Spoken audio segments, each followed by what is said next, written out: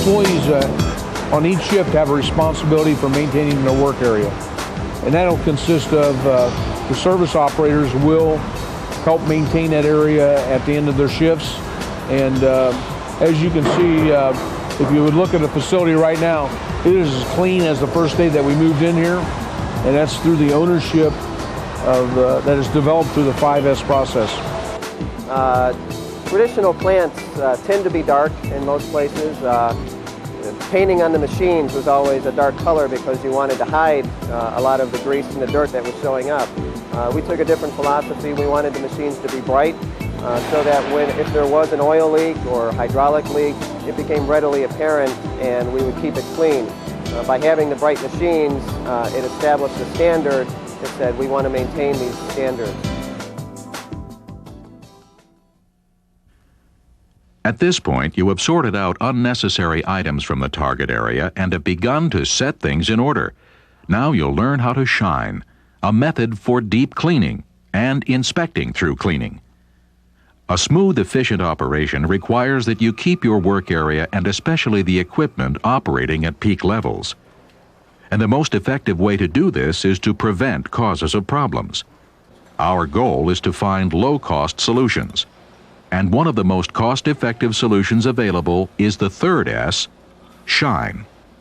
The full meaning of the word shine is to clean everything, inside and out, inspect through cleaning, and prevent dirt, grime, and contamination from occurring. The guiding principle is that you should be responsible for your area because you are the one who has to work there, that this work area is yours. Cleaning may seem like a simple and obvious activity, and you probably already have some kind of cleaning routine for your workplace. In Shine, however, cleaning is not just a way to make equipment and areas look good, a way to help spot problems early and keep work areas and equipment in top operating condition at all times. Think about the kinds of problems that keep you from completing production work smoothly and on schedule. Chances are good that equipment breakdowns are high on the list. But when you think about it, breakdowns are just the tip of the iceberg. Most breakdowns happen because of the accumulation of small forms of deterioration over time. Some of this deterioration is natural, but much of it is caused by dirt, corrosion, leakage, insufficient lubrication, and other abnormal conditions. Regular cleaning and inspection of equipment and work areas can detect many of these root cause conditions before they cause breakdowns. Applying Shine also makes the workplace safer. Water or lubricants on the floor can cause slipping and serious injury, and metal shavings can cause eye injury. In addition, it's hard to convince a prospective customer that a dirty workplace can produce the kind of quality they're expecting. The bottom line is, a clean and safe factory is a more effective and satisfying place to work. Applying Shine truly is an important step in creating a high-performance workplace. Now it's time to learn how to apply Shine. Shine has 4 major steps. They are to determine targets and assignments, determine cleaning methods, perform initial cleaning of everything, and replace worn wires, hoses, and tubing. The first step in Shine is to determine the cleaning targets and assignments. Stored items are important targets. Storage items include raw materials, parts made in-house, assembly components, work in process, and finished products. Another category is equipment. Equipment includes machines, perishable tools, general tools, measuring instruments, dies, transport vehicles, work tables, cabinets, furniture, and other equipment. When examining equipment, don't just look at the surface. Also look underneath, behind, and inside all equipment, and use all your senses to look for potential problems. Equipment is by far the most important category, and will take the most time and effort to clean and keep clean. Space is another category to target. Space refers to floors, work areas, aisleways, walls, pillars, ceilings, windows, shelves, closets, lights, and drawers. A Shine inspection sheet is an effective tool for targeting the things that need to be cleaned. By examining the control points on the checklist and recording the things that need cleaning and inspection, you will develop an effective target list. As a team, determine who will perform the initial cleaning for which targets. Next, determine the cleaning methods you need to use for the targeted items. This may sound like a simple thing to do, but unless you plan ahead and provide the tools and supplies, most of the cleaning time will be spent looking for these items. So make sure that you have the right tools and supplies and that they are easy to find and put away. Now you will perform the initial cleaning of your targets. Everything in the target area should be cleaned. It's always best to start at the top and work down. Begin with high areas such as ceilings, light fixtures, and pipes. Then clean other major items such as machine covers, tables, walls, and doors. Be thorough about cleaning dirt, chips, oil, dust, rust, sand, and other debris from every surface.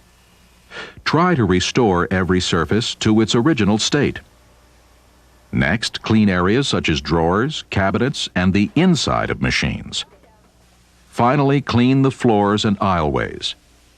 And be sure to sweep dirt from floor cracks, wall corners, and around pillars and equipment legs. Cleanliness is something everyone should be involved in, especially the people who work in the area every day. But one thing is certain: unless you schedule it and take it seriously, it will never happen. After performing the initial cleaning of everything, it's time to replace worn wires, hoses, and tubing. If it's not your job to replace these items, at least tag them for attention.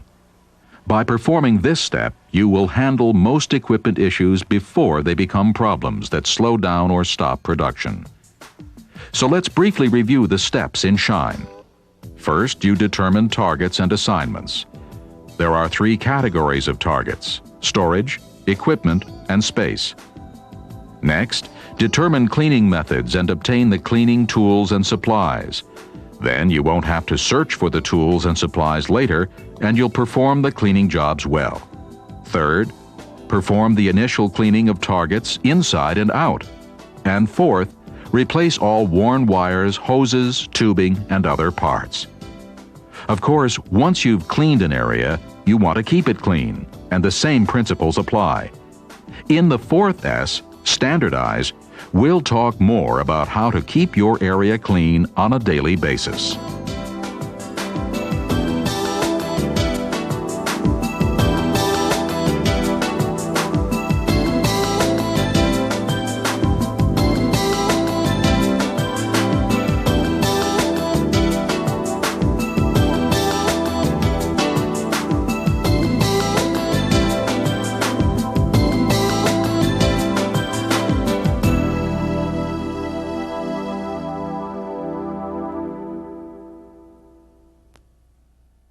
Support your 5S application with these additional resources.